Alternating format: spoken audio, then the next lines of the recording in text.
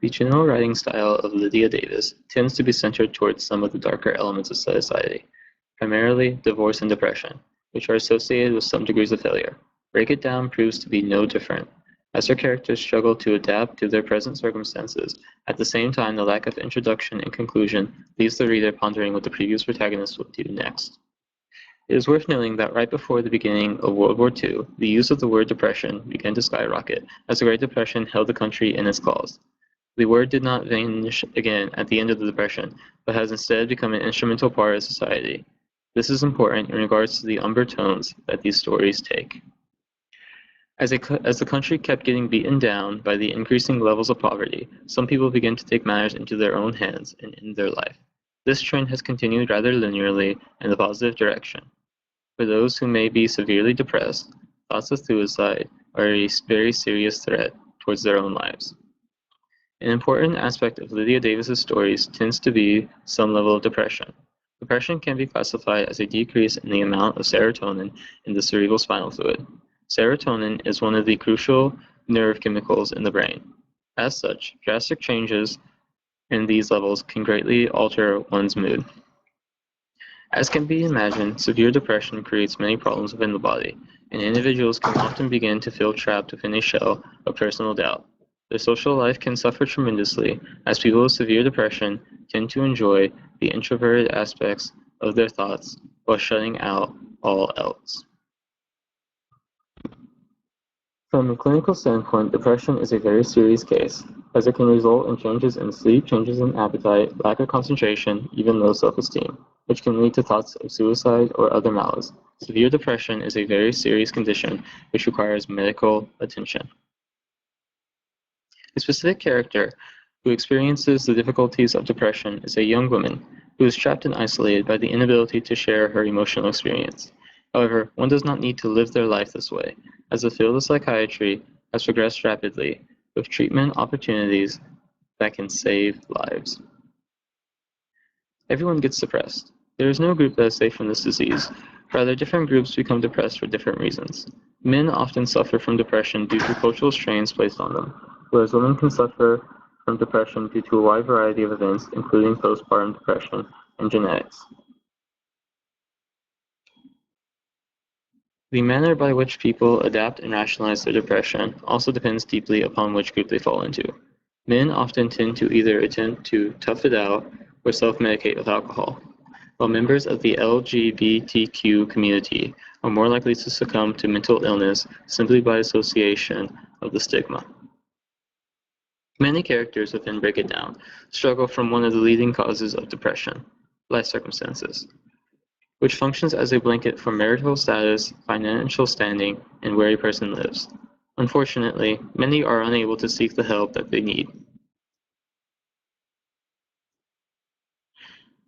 The publication of Lydia Davis's collections of short stories coordinates with a significant increase in the usage of the word divorce in publication. Her first stories were published in 1976, but it was not until 1986 that her fame grew with the publication of Break It Down. However, despite the sudden popularity of the word divorce, culture remained focused around the family, which can be one of the many reasons that depression hurts so many people every single year. The important thing to remember is depression affects everyone, not just the individual. While the traditional American dream is a perfect functioning family, most of the families in Break It Down are far from this, and the social ramifications that can occur from such a broken family can be truly harsh, especially for the children, who wind up having to suffer the front end of everything. Children tend to struggle in these broken environments, failing to adapt to social norms as all they know is the harshness of their family, often leading to shyness, communication apprehension, unwillingness to communicate, the development of reticence, and delinquent behavior in adolescence. One of the short stories describes a mother wishing for the death of her daughter, all while expressing disappointments towards the child's failures.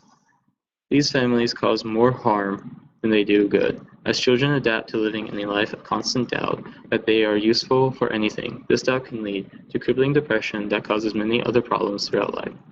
Therapy, for the most part, arose after the Great Depression, as people began to reacquire money and interest in mental health appears to have spiked in order to combat depression.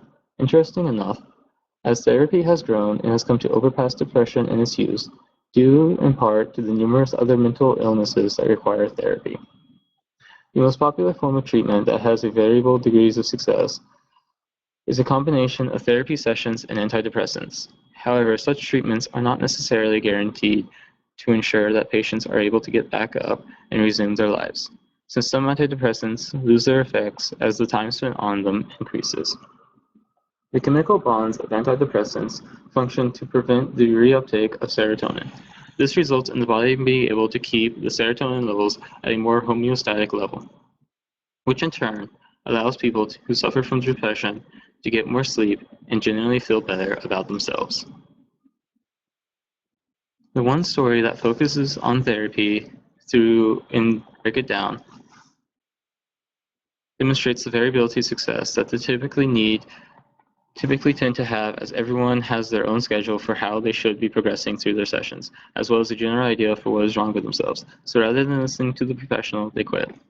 Depression is a serious condition, but as defined throughout literature, it is important to ensure that depression cannot be allowed to control lives, but instead simply viewed as one more step on the great road of life. Though rather peculiar is how social timing can increase the frequency of certain words tremendously.